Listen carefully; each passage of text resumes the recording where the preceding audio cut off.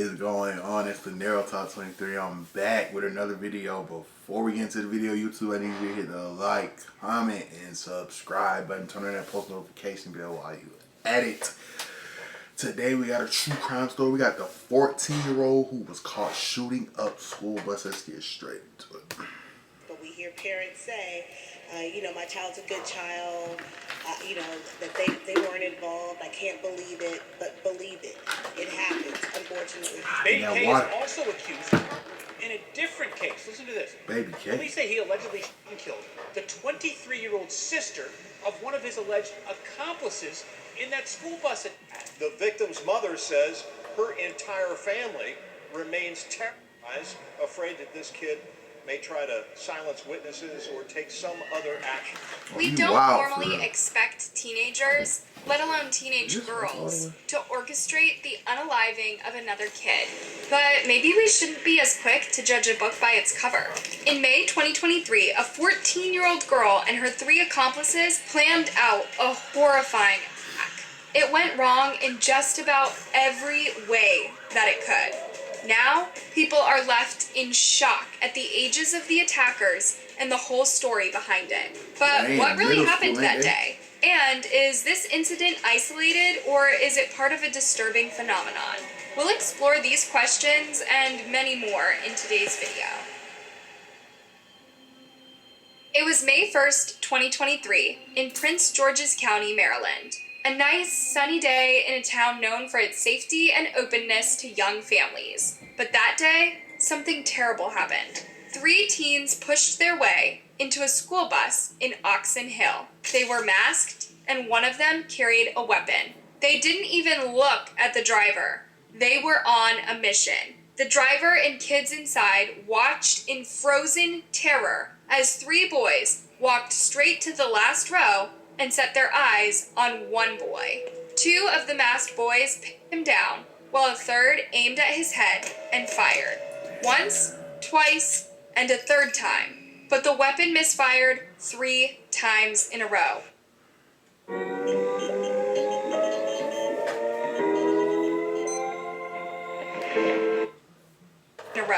And the terrified boy miraculously survived. Infuriated, the 3 boys then beat him until he couldn't move and fled the bus. Everyone was left in shock and disbelief. These were a bunch of small, skinny boys. They looked like preteens at best. How could they be so callous? And what on earth could the other boy have done to deserve such a death sentence? Things like this don't happen every day. So as you can imagine, the Maryland news was flooded with this incident. This is really like, what type of shit was there? that? A third teenager appeared in front of the judge today, charged in that attempted school bus murder. These 3 boys appeared wearing masks and hoodies pulled over their heads. They got into a school bus in Oxon Hill. They pushed right on by the driver, went up to a middle schooler, put the gun to his chest, and pulled the trigger 3 times. According to some sources, the boy aimed for the other boy's chest. In other sources, it stated he aimed for his head. Maybe it was both. Whichever the case, it's a harrowing thing to go through in middle school. Or any time in your life, really. Although the boys wore disguises, 2 of the 3 were apprehended within a day of the attack. The community seemed to relax a little as they thought officers would soon close the case and the boys would be off the street. Well, how they find them if they a few days later, an unpleasant surprise hit the news again. The teenage girl who was in court today, however, was not in these photos, but prosecutors say that doesn't mean she isn't just as guilty. Yep, there was a 4th person involved in this awful plan, and it was a 14-year-old girl. In fact, it turns out all 4 kids were 8th and 9th graders, and they were all part of a local gang. It was the girl, however, who came up with the plan. Not only did she suggest offing this poor boy, but she directed her 3 male friends to him that day. And what we're learning, again, is chilling. The girl simply texted her friends about the 14-year-old's victim's position. He was seated in the last rider left, she said. They had the green light to carry on their plan. Her disgusting message was played in court in a very rare case of juvenile hearing open to the public. Now, normally, hearings involving juveniles are not open to the public, but in this shocking case of attempted murder by children, the young teens are charged as adults. They only remain juveniles in the eyes of the law through their anonymity. Indeed, since they're all under the age of 18, their names are protected. Well, one of the boys' nicknames came up. For weeks, officers seemed to fail to locate the last suspect. And that was precisely the boy who'd pulled the trigger that day. The victim's family spoke to the detectives over and over again, urging them to do something about it. They were scared for their lives. The victim's mother says her entire family remains terrorized, afraid that this kid may try to silence witnesses or take some other actions. There were even rewards of up to $12,500 offered for any information leading to the boy's arrest. Finally, parents. there was an update. We had big breaking news. In just the past 30 minutes, we learned U.S. Marshals finally arrested a 15-year-old attempted murder suspect in Maryland. Yeah, that teen goes by the name, I'm sure you're familiar with it now, Baby K. Baby K was the boy who almost took a life that day. Law enforcement found him, Baby K, around 2:40 this afternoon on Baltimore Avenue. That's Route 1 in the Riverdale Park area. Now, police have been searching for him for a few weeks now. When they put him in handcuffs, it was pretty clear this was not Baby K's first run-in with the law. He despised authorities, but he was not afraid. When they took him to the station and looked at his record, they discovered something truly chilling. Remember, this was a 15-year-old boy. Still, Baby K was already wanted for taking another life. Baby K is also accused of murder in a different case. Listen to this. Police say he allegedly shot and killed the 23-year-old sister of one of his alleged accomplices in that school bus attack. Wait, what? He had unalived his friend's sister. Then he was carrying out another murder plan with that friend? Why did his friend even help type him? of shit? Why were they trying to Man. off this 14-year-old boy when they had this unsettled business with each other? In the courthouse, the situation was tense, to say the least. Imagine how the victim's family felt when seeing the young suspects and their own families, who fiercely supported them and claimed they were innocent children. Things got so bad that the bailiffs had to keep the parents separated. Tense bailiffs in the courtroom watched to keep family members separated.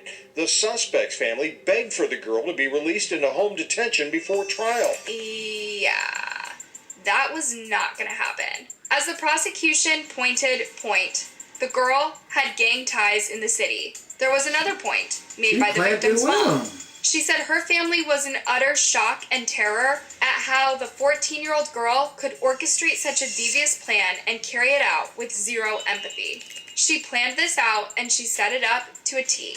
Who's to say she wouldn't have done it again?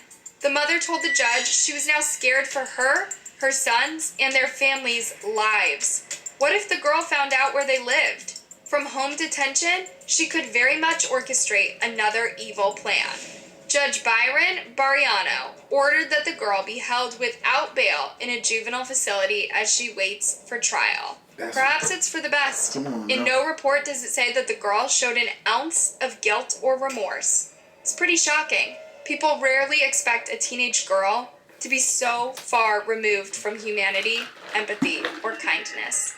Prosecutor Aisha Braveboy explained why it's dangerous to have such positive bias, though. But we hear parents say, my child's a good child, that they weren't involved. I can't believe it, but believe it. It happens. Unfortunately, far too often in our communities, young people are making adult decisions that have adult consequences. My office has no choice but to pursue justice. Indeed, the attackers' families were pleading with the judge for leniency, based simply on the fact that the attackers were so young. But when they chose to hold a boy down and try to take his life, were they acting young? And did their young age make them innocent? The short answer is no. There's no excuse for taking a life or attempting to. And heartbreakingly, the court confirmed their attack was no joke.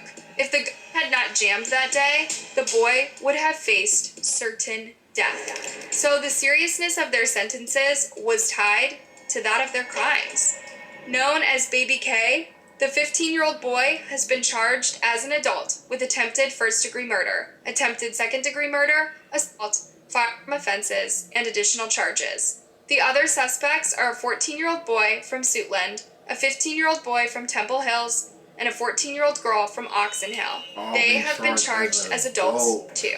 The girl was charged with attempted murder, as were her two pals. She was also named the mastermind of the attack. Prosecutor Brave Boy said, "We take these charges seriously. We take their actions seriously. We will pursue these cases in the interest of justice and public safety." The only background of the attack that was revealed in court was that the kids knew each other and that the incident had stemmed from a previous dispute. It was never revealed what the 14-year-old boy had done to warrant such an unspeakable punishment. It all boils down to gang rivalry, as the prosecution pointed out. It's pretty heartbreaking that so many kids who have barely made it to their teenage years are involved in such violent gangs. Aisha Braveboy made a note of this to all parents listening in court or at home. Indeed, the easiest way to get roped into a gang is through a friend. As a parent, it's easy to dismiss your child as innocent and pure. After all, they're children.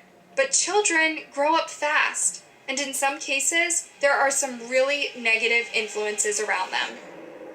Something gonna happen. The next call I got was from a detective at PG County Police Department saying that your son was just attacked on the bus. The victim's mother now talks at public safety events and tries to inform all parents of the potential dangers of teens with weapons. It's too easy to pull the trigger. It's too easy to take a life. And at that age, people are much more likely to fall under the wrong influence. For adults, this piece of news was terrifying in many ways. First of all, few adults imagine kids can be so vicious. Someone commented, "These kids today are terrifying. I am seriously scared of them. I'm not joking. They have no regard for human life. They don't care. So many of them have dead eyes as well. It's terrifying. I'm glad they caught all of them and also figured out this girl was the leader." Someone else thought of how the attackers were raised in the first place. Where is this girl's mother? Same for the little boys. What problem did she have with the boy to go up to them and try to kill him? My goodness, Oxon Hill is right around the corner from me. Exactly. It's pretty disturbing to know that you could have been there that day, or that you could fall victim to a frenzied attack like this. Now, who knows if kids are scarier these days, or if there has always been a percentage of kids with violent urges and bad influences. Right now, police say a 10-year-old is in custody for murder. In May 2022, the communities in Orlando, Florida were shocked by another case of a girl killer. After her mom got into a heated argument with a neighbor, a 10-year-old pulled a weapon out of a pink school bag and aimed for the neighbor's head. Sadly, the neighbor wasn't as lucky as the boy on the bus. Before taking her neighbor's life, the 10-year-old girl shouted, "That's what you get for messing with my mama." But her mama had started the argument to begin with. The poor victim was known for her kindness, love of children, and effort to keep the community together. It was absolutely heartbreaking that a 10-year-old could have so little empathy and could resort so quickly to this option. However, it turned out that her mom had groomed her into this kind of behavior. She had taught her to protect her, when it should have been the other way around. And on that fateful night, the mom threw her daughter the bag containing the firearm. It was like she threw her daughter under the bus and let her take the blame for unaliving their neighbor. She didn't get away though. Both mother and daughter were arrested and charged with murder. One family is grieving. We know that 10-year-old girl is in DCF custody at last check, and her mom is sitting behind bars here facing charges after police say that mom gave her daughter the opportunity to pull out that during the fight. So it was clear this wasn't an evil 10-year-old born to be a skilled assassin. She was raised in all the wrong ways by a malintended, neglectful mother. This begs the question in our case too. How were the four attackers raised? Was it really just the influence of a local gang, or did their violent impulses start from their families? Wouldn't you stay away from violent gangs if you knew violence was wrong from the education you got at home? Local teen gangs are rarely as forceful as Central American cartels. They don't force you to join. You make a few friends, get an invitation to hang out, and before you know it, you're a part of it. But this is not organized crime. You won't get offed for trying to quit, so what led these teens into this life of crime?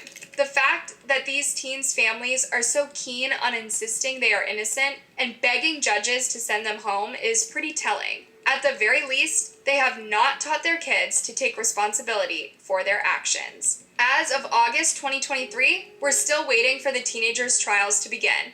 Hopefully, more information will come to light, and we will understand the twisted backgrounds that led these kids down this terrible path. And hopefully, the 14-year-old boy can make a healthy recovery from this traumatic event. Knowing that his attackers are off the streets, held without bail, it's certainly a start. Hey, thanks for watching. Are violent tendencies in children normal, or do you think this is happening more often today? Let me know your thoughts in a comment. And before you go, make sure you like and subscribe. See you next.